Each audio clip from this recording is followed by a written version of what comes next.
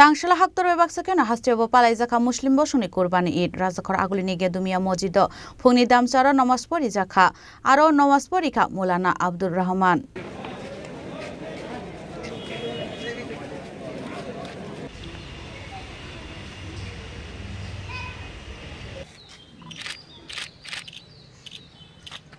Islam bosuni katharter engkha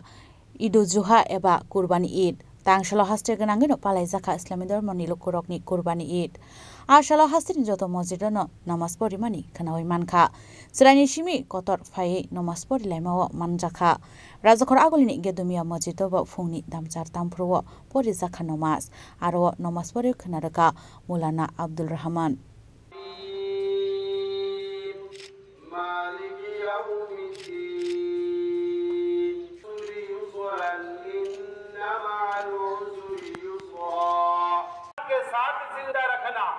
जब हमारी मौत का फैसला करेगा Aba haiken namaz pori baiman yaglo kokshanan thangai Maulana Abdul Rahman Saka bisi burum na oba haikeno palaijago kurbani Eid hnai ashalo jotolu kurongni bageno khakaham suri mungna harjago tei jotoni bageno khakaham yafarlayo hnai আজকে পবিত্র ঈদুল আজহা বা কুরবানির ঈদ আজ থেকে প্রায় 5000 বছর পূর্বে হযরত ইব্রাহিম আলাইহিস সালাম নামক একজন মেসেঞ্জার অফ গড বা প্রফেট ছিলেন 90 বছর বয়স পর্যন্ত ওনার কোনো সন্তান ছিল না 90 বছর বয়সের পর আল্লাহর কাছে বিশেষ প্রার্থনার মাধ্যমে অলৌকিকভাবে একটি সন্তান জন্ম হয়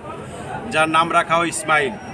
তার 12 থেকে 13 বছর বয়স হওয়ার পর আল্লাহর পক্ষ থেকে নির্দেশিত হন তার প্রিয় একমাত্র সন্তানকে আল্লাহর রাস্তায় বিসর্জন করার জন্য কুরবানি করার জন্য তিনি প্রস্তুত হন ছেলেও প্রস্তুত হয়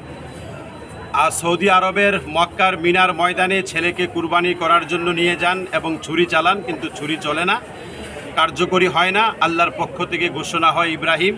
তোমার ছেলেকে কুরবানি করা এটা উদ্দেশ্য ছিল না এটা একমাত্র পরীক্ষা ছিল এই পরীক্ষায় তুমি সফল হয়েছো তাই আল্লাহর পক্ষ থেকে একটি দুম্বা প্রদান করা হয় এটাকে কুরবানি করো আল্লাহ পাক এই কুরবানির প্রথাটাকে এত পছন্দ করেছেন কিয়ামত পর্যন্ত সমগ্র বিশ্বের মুসলমানদের জন্য প্রত্যেক বছর ঈদুল আজহার দিনে এই কুরবানি প্রথাকে চালু রেখেছেন তো আসলে মূলত আজকের এই কুরবানির দিনে বা ঈদের দিনে এটা একটা ত্যাগের উৎসব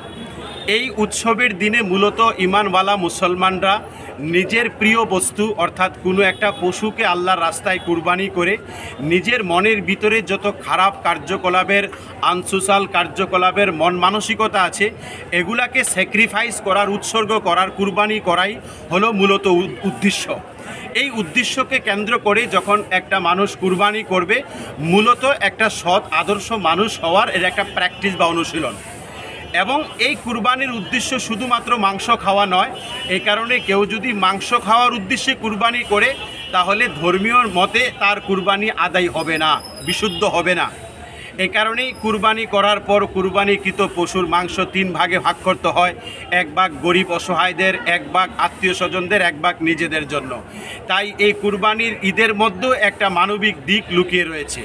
তাই আজকের এই আনন্দের দিনে উৎসবের দিনে আমাদের রাজ্যের এবং রাষ্ট্রের যে যেখানে অবস্থান করছেন সকলকে জানাই আন্তরিকভাবে ঈদ মোবারক সকলেই ঈদের আনন্দ উপভোগ করুন এবং এই ঈদের আনন্দ প্রত্যেকের ঘরে প্রত্যেকের মনে সমানভাবে বয়ে যাক ইহাই আমাদের একান্ত কাম্য ও প্রার্থনা Rajakor agulni shimi pranamni kokthum chini khorang